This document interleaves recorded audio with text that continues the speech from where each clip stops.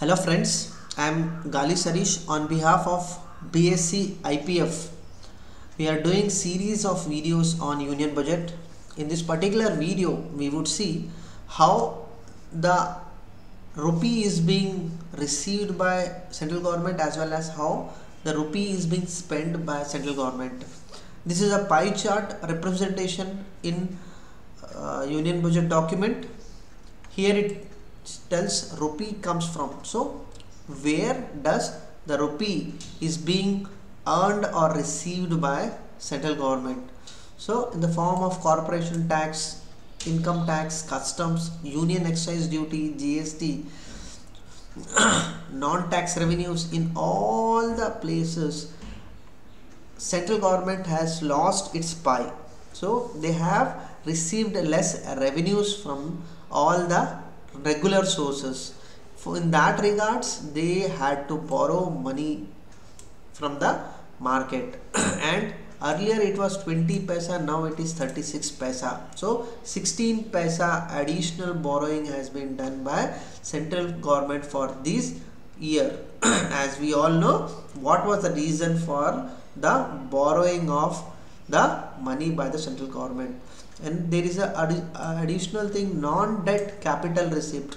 This is nothing but the amount received by the sale of government property or asset.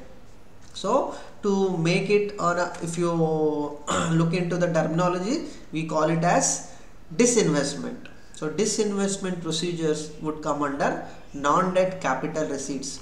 So this small chart is for previous year, this small pie chart is for current year. So if you just look into both the numbers, the variation, any variation can be seen. In this particular year, the major variation was borrowings, 20 paisa to 36 paisa. So this is how the amount was received by central government and how this rupee is being spent by our government. This is another pie chart. This is the small chart is for previous year and the larger picture is for current financial year. So you can see major difference for this financial year is they have increased the interest payment. So for every 1 rupee, 20 paisa is being spent on the interest payment. Why?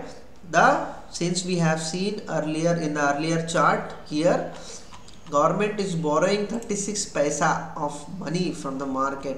So since it is borrowing money from the market, it has to pay interest. So that interest component is 20 paisa of its rupee. There, along with this expenditure, we are also seeing that there are some sponsored schemes for the GDP upliftment of people's income. So the capital expenditure is also taken care within this 1 rupee. So this expenditure will have both revenue expenditure and capital expenditure.